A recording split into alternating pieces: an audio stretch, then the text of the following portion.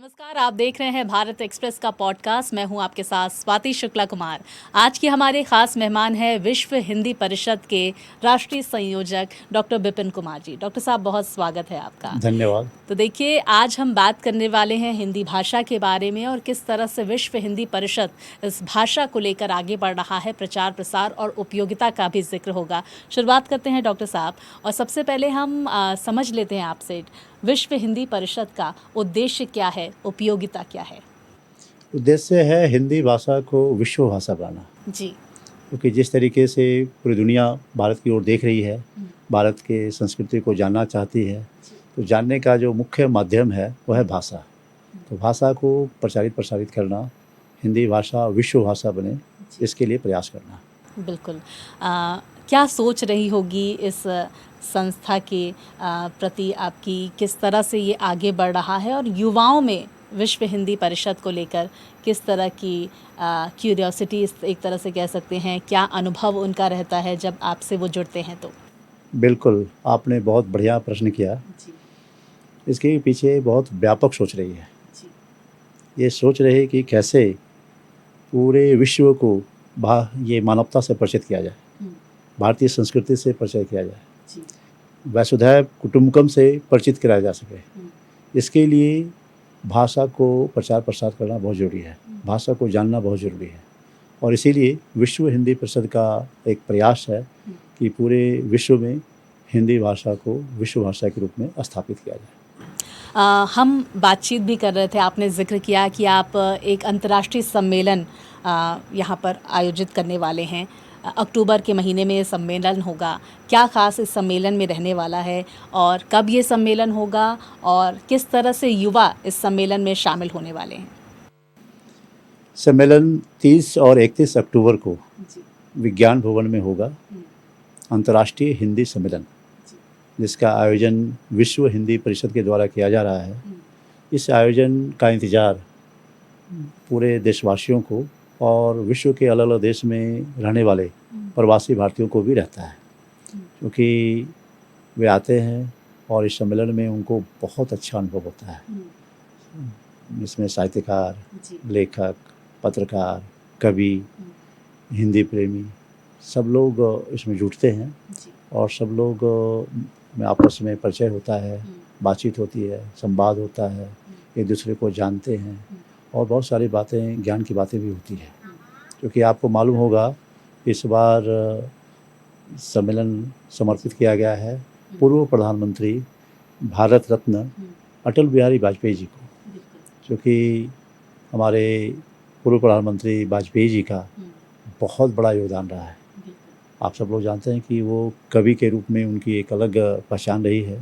साथ ही साथ हिंदी को उन्होंने काफ़ी वैश्विक स्तर पर काफ़ी मान सम्मान बढ़ाया, क्योंकि संयुक्त राष्ट्र संघ में जा कर के जब उनको संबोधित करने का मौका मिला तो उन्होंने हिंदी में ही संबोधित किया। बिल्कुल। और अटल जी के वक्त से आप अभी तक, प्रधानमंत्री नरेंद्र मोदी के वक्त तक, हिंदी भाषा को कहाँ देखते हैं? माननीय प्रधानमंत्री श्री नरेंद्र मोदी जी का काफ़ी योगदान है। हिंदी भाषा कैसे बढ़े, इसके लिए हमेशा समर्पित प्रयास करते हैं। जहाँ भी जाते हैं, चाहे भारत में गैर हिंदी भाषी राज्यों में जाते हैं, वहाँ भी हिंदी में संबोधन करते हैं, विदेश में जाते हैं, वहाँ भी हिंदी में संबोधित करते हैं। तो ऐसा जब कोई देश का प्रधानमंत्री करे तो पूरी जनता में, देश की जनता में एक बड़ा संदेश जाता है, क्योंकि उनका आत्मविश्वास बढ़ता है। और यही कारण है कि आज के युवाओं में भी हिंदी के प्रति बहुत लगाव बढ़ा है और युवा जो हैं हिंदी से जुड़ रहे हैं। माननीय गृह मंत्री जी का भी काफ़ी योगदान है, क्योंकि गृह मंत्री होने के नाते राजभाषा विभाग जो हिंदी भाषा को प्रचार प्रसार के लिए बना है वो उनके अंदर में आता है। और उन्होंने जो एक बहुत बड़ा कदम उठाया है कि हर उनके विभाग में आने वाले जो पत्र है वो हिंदी में ही आते हैं। उनका मंत्रालय बहुत बड़ा है, फिर भी वो हिंदी से उनका बहुत प्यार है। आप जानते हैं कि वो खुद गुजरात से आते हैं और वो गैर हिंदी भाषी प्रदेश है, फिर भी हिंदी के प्रति उनका लगाव है।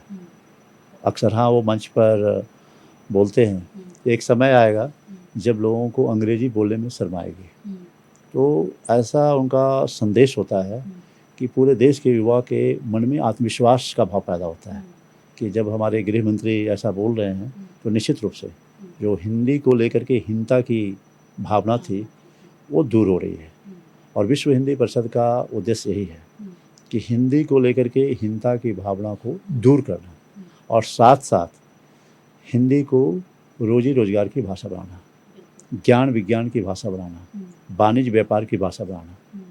तो विश्व हिंदी परिषद निरंतर इस दिशा में काफ़ी काम कर रही है, क्योंकि ये संगठन अन्य संगठनों से इसीलिए भिन्न है क्योंकि पूरे वर्ष भर हर दिन इसका सदुपयोग किया जाता है कि कैसे अपनी भाषा को हम ज़्यादा प्रसारित करें, देश के युवाओं को ज़्यादा से ज़्यादा जोड़ें, तकनीक से जोड़ें और इसको रोज़गार की भाषा बनाएं।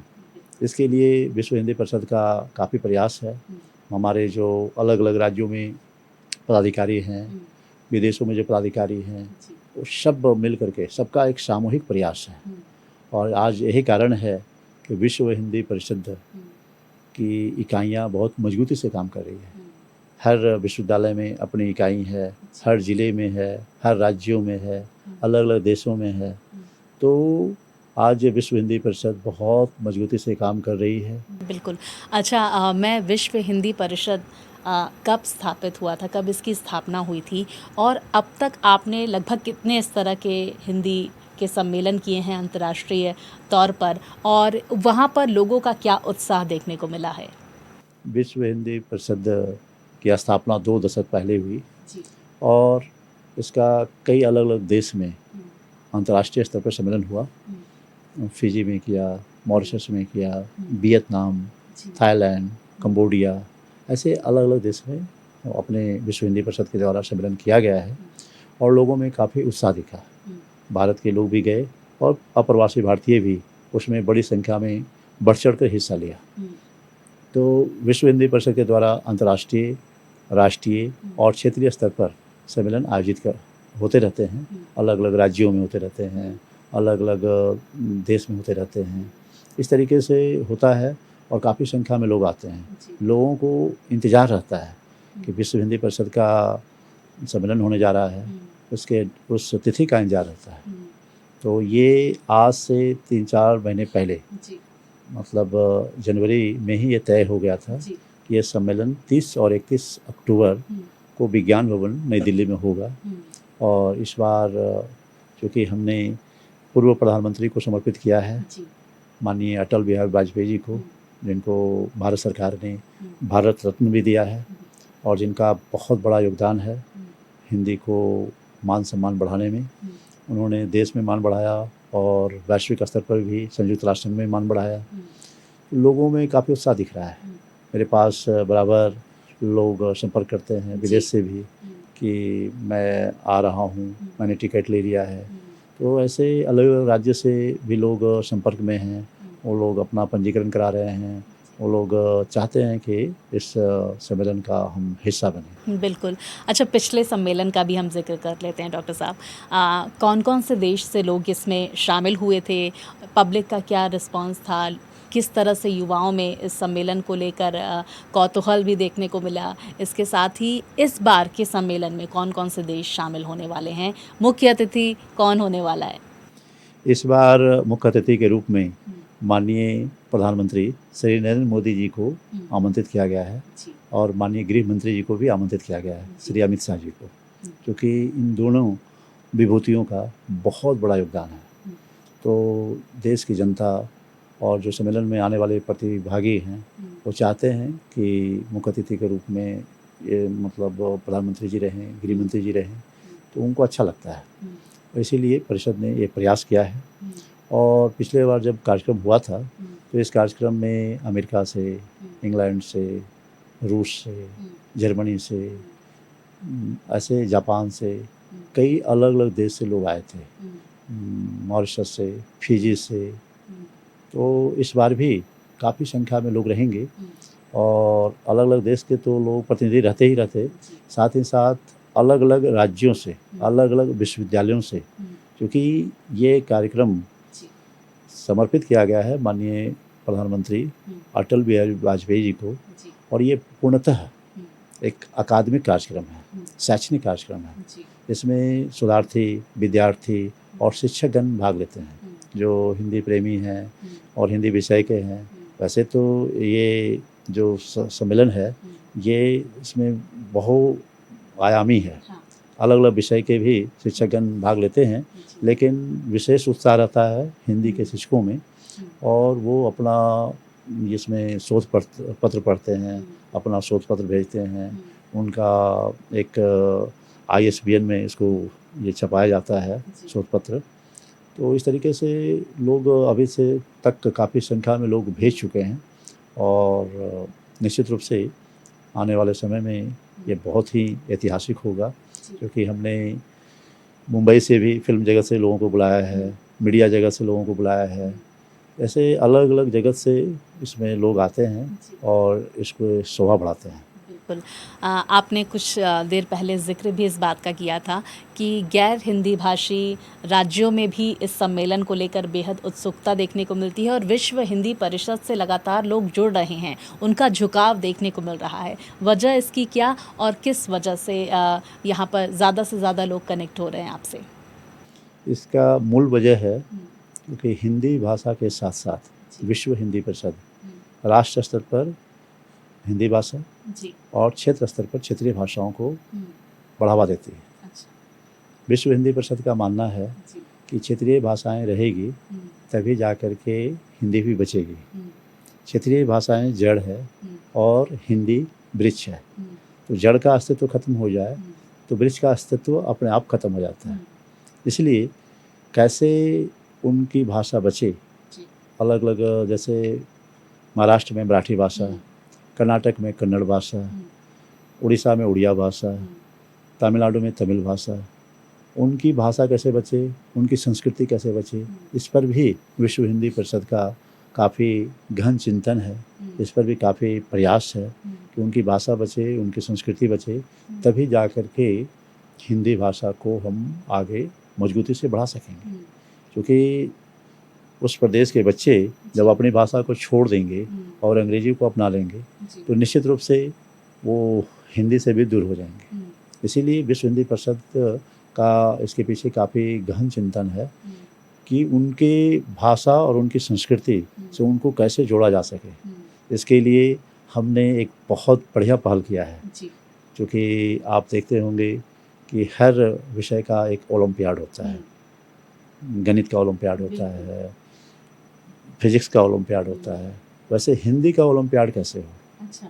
अभी भावी पीढ़ी को कैसे जोड़ा जाए, कैसे युवाओं को जोड़ा जाए, और इसी को लेकर के हर विद्यालय में, हर महाविद्यालय में, हर विश्वविद्यालय में अपनी गतिविधि कैसे ओलंपियाड को लेकर बढ़े, ऐसा हम हर एक राज्य के पदाधिकारियों से, हर एक जिले के पदाधिकारियों से, विश्वविद्यालय के पदाधिकारियों से हम संपर्क में हैं, ताकि इसको बढ़िया तरीके से लागू किया जाए और सभी बच्चों में हिंदी के प्रति प्यार और प्रेम को बढ़ाया जाए, क्योंकि भाषा से प्यार और प्रेम होना ज़रूरी है, बहुत ज़रूरी है। बिल्कुल। हम क्योंकि आपने ओलंपियाड का जिक्र किया तो मैं भी जानना चाहती हूँ इस ओलंपियाड में क्या ख़ास होगा और किस तरह से छोटे से लेकर बड़े बच्चों तक, युवाओं तक इसे जोड़ा जाएगा।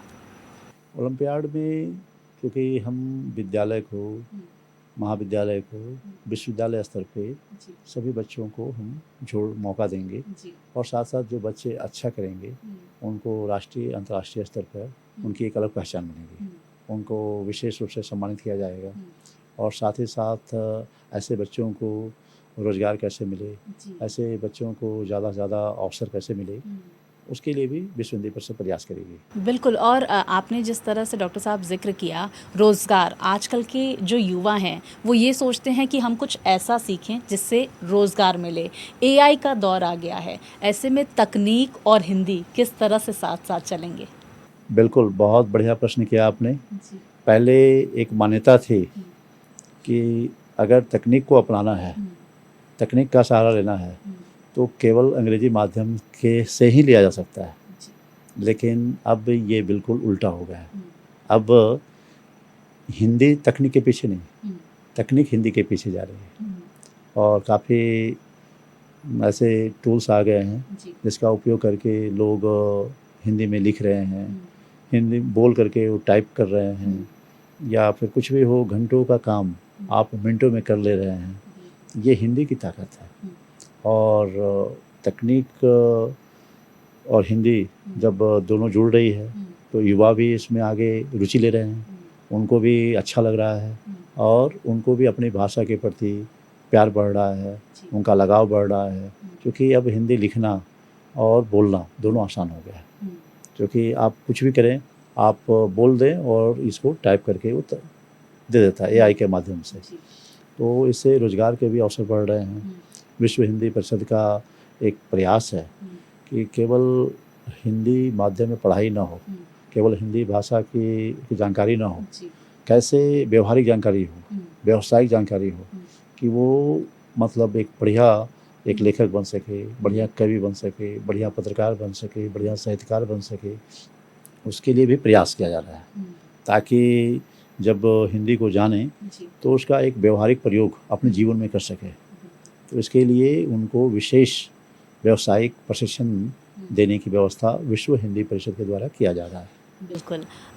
क्योंकि हम लगातार हिंदी की उपयोगिता का भी ज़िक्र कर रहे हैं, तो हमने देखा भी है ये डॉक्टर साहब कि जो छोटे शहर होते हैं वहाँ पर हिंदी को लेकर एक अलग ही लगाव देखने को मिलता है। चाहे हम पूर्वांचल का भी ज़िक्र कर लेते हैं, काशी का ज़िक्र कर लेते हैं, साहित्य के प्रति रुचि, लेकिन जैसे ही हम बड़े शहरों का रुख कर लेते हैं, आजकल के जो अभिभावक हैं वो ये सोचते हैं कि हमारा बच्चा पहले अंग्रेज़ी सीखे, उसके बाद हिंदी सीखे। तो ऐसे पेरेंट्स के लिए, ऐसे अभिभावकों के लिए आप क्या संदेश देना चाहते हैं? क्योंकि ये कहते हैं ना कि जो परिवार होता है वो प्रथम पाठशाला होती है, तो किस बदलाव की ज़रूरत है? और इसके साथ ही जिस तरह से हिंदी को लेकर राजनीति हो रही है, इस पर भी आप क्या कहेंगे?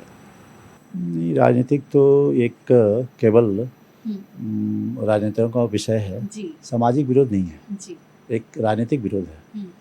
तो हम सीधे प्रदेश में जाते हैं, वहाँ के लोगों से जुड़ते हैं, वहाँ के लोगों से संवाद बिठाते हैं, उनको बात समझ में आती है। विश्व हिंदी परिषद का जो उद्देश्य है कि क्षेत्र स्तर पर क्षेत्रीय भाषा और राष्ट्रीय स्तर पर राष्ट्रीय भाषा के रूप में हिंदी, तो वो लोग विश्व हिंदी परिषद को अच्छी तरीके से इसकी कार्यशैली को समझते हैं, फिर राजनेताओं के विरोध में वो नहीं आते हैं। तो ज़रूरत है ज़्यादा से ज़्यादा संवाद करने का। तो जैसे ही ज़्यादा से ज़्यादा आप संवाद करते हैं तो विरोध अपने आप खत्म हो जाता है, लोगों को आपकी बात समझ में आने लगती है और वो लोग स्वीकार करने लगते हैं। इसीलिए विश्व हिंदी परिषद का गैर हिंदी भाषी राज्यों में भी उतनी ही पकड़ है, उतनी ही लोकप्रियता है, क्योंकि हम सीधे संवाद करते हैं। और जब आप संवाद करते हैं तो लोग आपकी बात को समझते हैं, और जब समझ जाते हैं तो आपको विरोध करना तो दूर, उल्टा वो समर्थन करने लगते हैं कि ये विश्व हिंदी परिषद का उद्देश्य बहुत ही पवित्र है और राष्ट्र हित में है, तो उनका वो बढ़ चढ़ कर हिस्सा लेते हैं।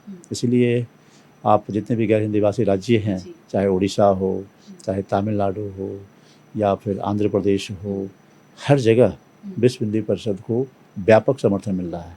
और ख़ास करके वहाँ के युवा काफ़ी संख्या में जुड़ रहे हैं, क्योंकि विश्व हिंदी परिषद केवल हिंदी भाषा की बात नहीं करती, साथ ही साथ हम ये बात करते हैं कि जो हमारे जो हिंदी भाषी राज्य है, वहाँ के बच्चे जो वहाँ मतलब तमिलनाडु में रह रहे हैं या फिर आंध्र प्रदेश में रह रहे हैं, कर्नाटक में रह रहे हैं, उनको वहाँ की भाषा को कैसे सिखाया जाए ताकि वहाँ के लोगों के साथ बढ़िया तरीके से संवाद स्थापित कर सकें, अपना रोज़गार को बढ़ा सकें।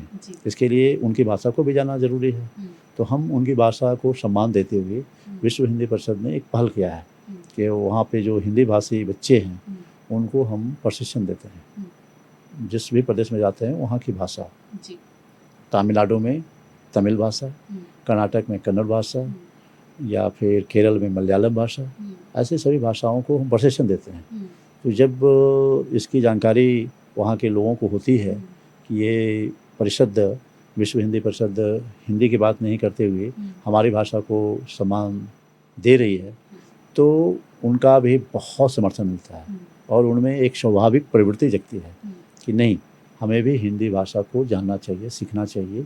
ये केवल राष्ट्र के एकता के लिए नहीं, अखंडता के लिए नहीं, बल्कि विश्व के में भारत को जो हम लोग विश्व गुरु बनाना चाहते हैं उसके लिए भी ज़रूरी है, क्योंकि आपको मालूम होगा कि जिस देश की भाषा जितनी ज़्यादा समृद्ध होगी वह देश भी उतना ही समृद्ध होगा।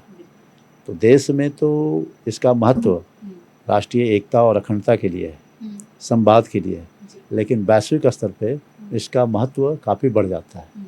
वैश्विक स्तर पे जब आपकी भाषा मजबूत होती है तो आपका राष्ट्र मजबूत होता है। आर्थिक स्तर पे, राजनीतिक स्तर पे, सामाजिक स्तर पर, हर स्तर पर आप मजबूत होते हैं। बिल्कुल सही कहा आपने, क्योंकि हमने देखा जितने भी मजबूत राष्ट्र रहे हैं वो अपने भाषा को संजो कर रखते हैं, संरक्षित करके रखते हैं, और जो बड़े नेता हैं वो उसी का प्रयोग भी करते हैं, चाहे जिस भी मंच पर वो पहुंच जाएं। क्योंकि हम लगातार इस बात का भी जिक्र कर रहे हैं कि आपने क्षेत्रीय भाषाओं को भी महत्व दिया।